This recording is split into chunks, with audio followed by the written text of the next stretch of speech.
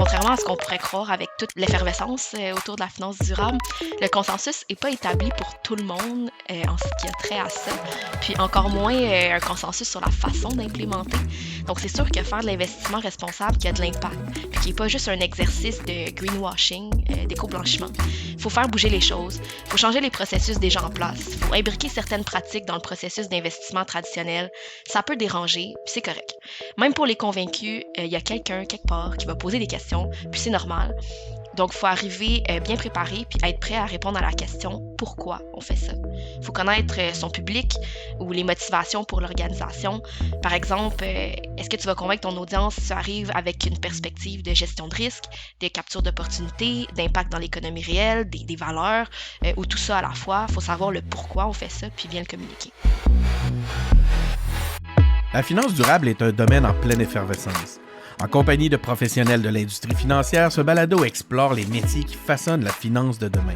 Je m'appelle Denis Martel et je vous présente Demain la finance, une initiative de Finance Montréal. Cette semaine à Demain la finance, on reçoit Victoria Meizumo. Victoria est analyste gouvernance, conformité et ESG à l'Université McGill. Bonjour, Victoria. Bonjour, Denis. On parle encore une fois finance durable, finance responsable à Demain la finance avec Victoria, évidemment. Victoria, on aimerait que tu nous démystifies un petit peu ton poste. Ça consiste en quoi un ou une analyste de gouvernance, conformité et ESG? Bien sûr, on peut peut-être décortiquer les trois parties. Donc, en termes de conformité, c'est de s'assurer que les gestionnaires d'actifs externes à qui on délègue nos mandats d'investissement respectent les contraintes, les directives d'investissement de leur mandat. En termes de gouvernance, ça va toucher beaucoup la reddition de comptes. Donc, par exemple, je m'occupe du rapport de performance annuel du fonds de dotation de l'université. Puis ça vient toucher un peu le côté ESG, donc environnement social, gouvernance. C'est la partie plus investissement responsable, finance durable. Donc, dans ce rôle-là, je m'occupe de la production du rapport d'investissement socialement responsable du fonds de dotation, implémenter la stratégie de décarbonisation du fonds de dotation, donc concrètement calculer l'empreinte carbone, l'exposition aux investissements d'impact, faire le suivi des activités d'engagement de notre fournisseur d'engagement actionnarial, faire le suivi des pratiques ESG de nos gestionnaires d'actifs. Puis, c'est aussi d'élaborer des stratégies pour développer nos pratiques d'investissement responsable, autant pour le fonds de pension que pour le fonds de dotation et les implémenter. C'était quoi ton parcours professionnel? Qu'est-ce qui t'a amené à ce métier? En fait, ça fait pas tant longtemps que je suis sortie des bancs de l'université. Donc, j'ai fait un baccalauréat en marketing et développement durable. Je L'as-tu fait à m'enlignais. McGill? Non, je l'ai fait à HEC Montréal. Donc, je m'enlignais pas du tout vers la finance, mais pendant mon bac, j'ai fait des stages chez un investisseur institutionnel qui est vraiment à l'avant-garde en investissement responsable. Puis, je me suis rendu compte de l'impact de la finance, à quel point justement la finance durable, ça m'allumait. Donc, j'ai décidé de continuer là-dedans après, puis de perfectionner aussi mes connaissances. Là, en ce moment, je fais un MBA en responsabilité sociale et environnementale des organisations. Suite à mon bac, j'ai fait un court temps en vérification diligente ESG, puis maintenant, je suis dans l'équipe de McGill depuis un peu plus d'1 an. Il y a de plus en plus de formations orientées sur les réalités ESG. Hein? De plus en plus, mais je dirais qu'elles sont pas encore super répandues ou connues. Par exemple, à mon bac en marketing et développement durable, c'était pas possible de prendre l'option développement durable tout Mhm. seul. Probablement que l'offre de cours était pas assez grande là, pour en constituer un cheminement. Donc, il fallait le jumeler avec une autre spécialisation. Mais je pense que ça s'en vient, ça se développe, puis il y a définitivement une demande pour ça. Pourquoi tu as choisi la finance? L'alignement avec mes valeurs, c'est important pour moi d'avoir un impact positif puis durable.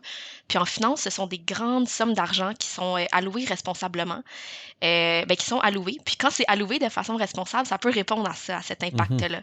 Il y a énormément de pouvoir qui tourne autour de la finance, puis surtout les investisseurs institutionnels qui sont au sommet de la chaîne alimentaire, entre guillemets, Ouais. qui mènent de l'avant. Puis donc leurs demandes, leurs préoccupations cascadent aux gestionnaires d'actifs, puis ultimement aux émetteurs détenus dans le portefeuille. Donc je pense qu'il y a beaucoup de possibilités de pouvoir, d'impact, là, puis c'est C'est ça, exponentiel. Là. c'est la possibilité d'agir. Hein? Exact. Si tu avais 5 compétences à mettre de l'avant pour occuper ce type de métier-là, quelles seraient-elles? Je dirais, premièrement, un esprit critique et stratégique. Il existe tellement de façons, de perspectives de faire de l'investissement durable que si on décide qu'on veut appliquer intégralement tout ce qu'on voit puis tout ce qu'on lit, c'est impossible. Il faut faire des choix, puis surtout se poser la question en horizon à long terme. Est-ce que ça répond aux objectifs? Est-ce que qu'est-ce que je fais, ça va changer quelque chose? Il faut savoir voir les avantages et les désavantages de chaque stratégie d'investissement responsable parce qu'elles sont pas toutes parfaites, ils ont des défauts. Et des bénéfices aussi. Puis souvent, la réponse, ça va au-delà d'un choix entre une ou l'autre. Il n'existe pas de combo parfait qui s'applique à tous les investisseurs non plus, donc il faut tolérer cette incertitude. Je dirais aussi la curiosité. La finance durable, c'est en évolution, faut suivre. Je m'abonne à des infolettres, sinon suivre Mhm. des articles comme Bloomberg Green, par exemple, aller à des conférences, suivre des leaders en investissement responsable sur LinkedIn, lire des rapports annuels d'investissement responsable. Ça aide définitivement. Sinon, une compétence super importante, je pense, c'est, des compétences en communication, puis, être convaincante. Contrairement à ce qu'on pourrait croire avec toute l'effervescence, autour de la finance durable, le consensus est pas établi pour tout le monde, en ce qui a trait à ça, puis encore moins, un consensus sur la façon d'implémenter. Donc c'est sûr que faire de l'investissement responsable qui a de l'impact, puis qui est pas juste un exercice de greenwashing, d'éco-blanchiment. Il faut faire bouger les choses, il faut changer les processus déjà en place. Il faut imbriquer certaines pratiques dans le processus d'investissement traditionnel. Ça peut déranger, puis c'est correct. Même pour les convaincus, il y a quelqu'un quelque part qui va poser des questions, puis c'est normal. Donc, il faut arriver bien préparé, puis être prêt à répondre à la question pourquoi on fait ça. Il faut Mhm. connaître son public ou les motivations pour l'organisation. Par exemple, est-ce que tu vas convaincre ton audience si tu arrives avec une perspective de gestion de risque, de capture d'opportunités, d'impact dans l'économie réelle, des valeurs, ou tout ça à la fois? Il faut savoir le pourquoi on fait ça, puis bien le communiquer. Je dirais aussi l'esprit d'équipe parce que l'investissement responsable, ben, la finance durable en général, c'est transversal. Puis, on peut développer des pratiques pas mal à travers tous les départements possibles là, dans les institutions financières. Donc, on est amené à beaucoup travailler en équipe. C'est crucial si on veut des tâches variées, d'aimer les gens, puis d'être, c'est ça, une bonne joueuse d'équipe. J'aimerais ça souligner aussi qu'il y a pas de savoir-faire, hard skills que j'ai mentionné, que du savoir-être, là, les soft skills. C'est sûr que dans un poste d'analyste, il y a de la manipulation de données. En finance, il y a des chiffres. À la base, c'était pas des matières dont j'étais fan à l'université, ça m'allait, mais j'étais pas passionnée. Puis là, jumelé à un contexte de travail, d'impact positif et durable, Mhm. voilà, ça m'allume. Alors ça s'apprend, ça se développe, puis assez facilement.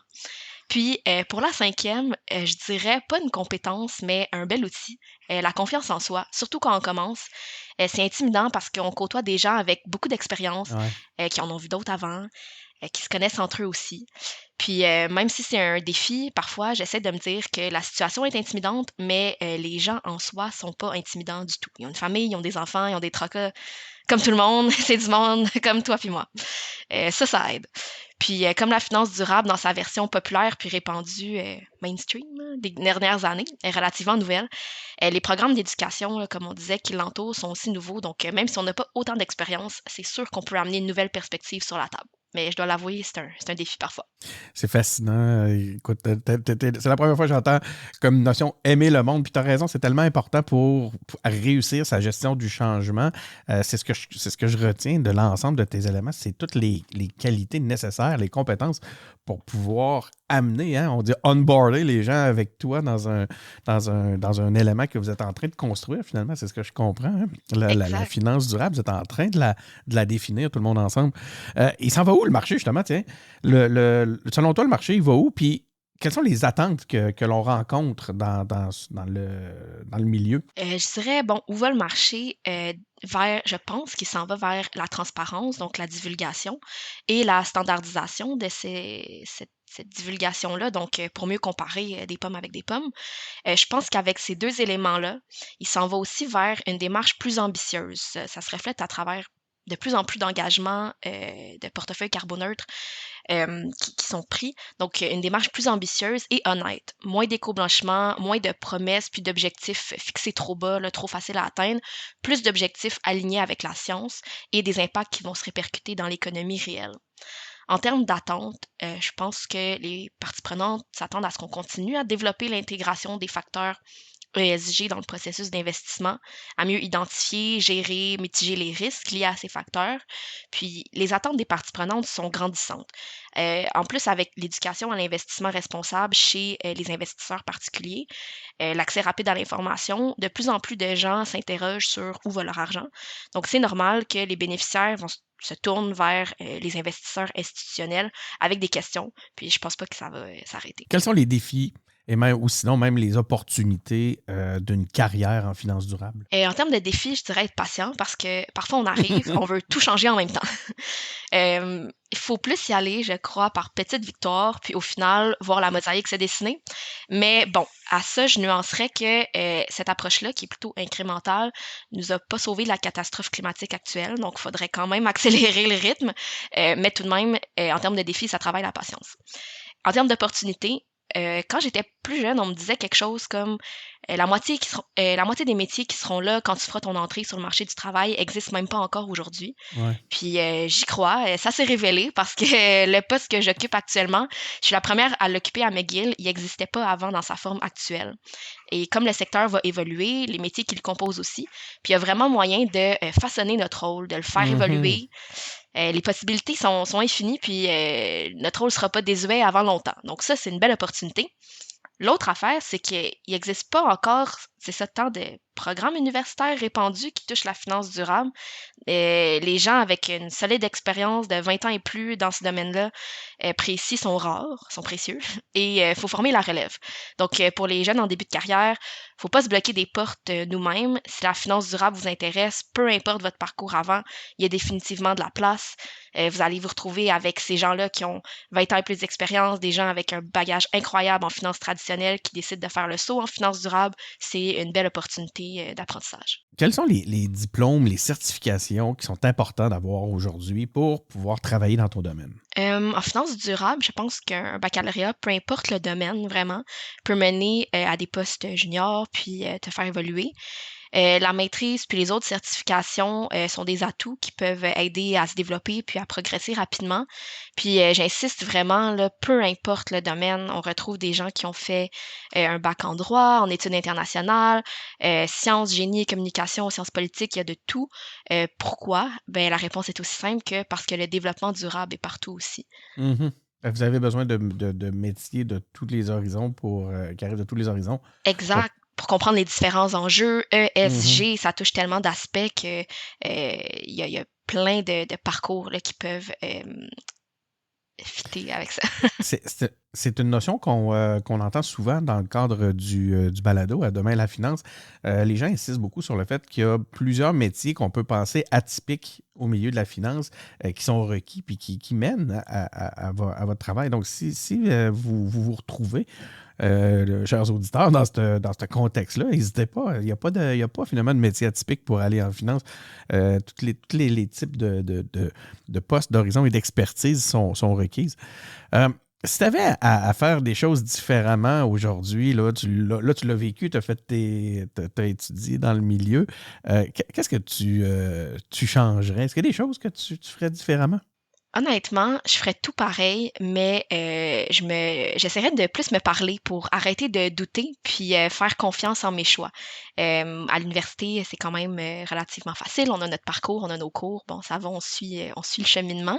Mais en arrivant sur le marché du travail, puis dans un contexte plus professionnel, il y a tellement de choix de stages. Puis quand on est dans le contexte aussi, on travaille avec des gens qui ont beaucoup d'expérience. Donc, je dirais plus se faire confiance. C'est intéressant parce que tu n'es pas la première qui me dit ça. Effectivement, qui referait probablement le même parcours sans le doute. Mais pourquoi? Il vient de où, ce doute-là? Vous me rendez curieux. C'est une bonne question. Peut-être, justement, le fait qu'on arrive avec moins d'expérience, on sait même pas au début comment ça fonctionne, le contexte professionnel, corporatif. On apprend les rouages de ça, donc ça peut être intimidant. Puis on sait pas trop si on a notre place, on sait pas trop si on fait les choses correctement. Vous êtes Mais les premières à le faire en plus. c'est ça, mais finalement, bon, on veut, avec des bonnes intentions, on veut faire les choses bien, donc c'est sûr que ça peut pas, ça peut pas mal aller. Ça vient avec son lot de doute, puis c'est normal. Hein? Écoute, si tu avais des conseils Toutes sortes de conseils, des conseils pratiques ou autres à donner à notre audience qui sont en train de réfléchir là, à intégrer un métier de la finance durable. Quel serait-il? J'aimerais m'adresser particulièrement à ceux qui débutent leur carrière. Donc, 3 conseils pratiques, mettons. Premièrement, négocier. Je m'étendrai pas plus sur le sujet, mais lisez des articles, des podcasts, il y en a plein et ça développe aussi la confiance en soi, justement. Deuxièmement, posez-vous pas trop de questions, puis essayez. Des Mhm. stages, un premier emploi, c'est pas grave si le premier, c'est pas le bon. Trouvez ce qui vous allume, puis une culture d'équipe aussi, une culture d'organisation qui vous convient. Je pense que c'est le bon temps pour ça. Puis finalement, si le sujet de finances durables vous intéresse, sachez bien vous entourer. Donc, trouvez des moyens de réseauter avec des professionnels du milieu, des gens plus expérimentés ou qui ont des parcours différents, et aussi des gens de confiance dont les conseils sont très précieux. Merci beaucoup, Victoria. C'est fascinant. C'est vraiment très apprécié que Merci tu à toi. nous aies donné un peu de temps comme ça. Merci beaucoup, chers auditeurs, d'avoir été à l'écoute. Des entrevues comme celle-là, vous le savez, on en a plusieurs. Je vous invite à aller les découvrir. Vous pouvez nous trouver sur le site web de Finance Montréal au www.finance-montréal.com. Vous pouvez aussi vous abonner à notre compte Twitter. Faites une recherche, cherchez Finance Montréal, vous allez les trouver facilement. Même chose pour la page LinkedIn. Tapez simplement Finance Montréal et abonnez-vous. Merci beaucoup d'avoir été à l'écoute et on se retrouve pour un prochain épisode.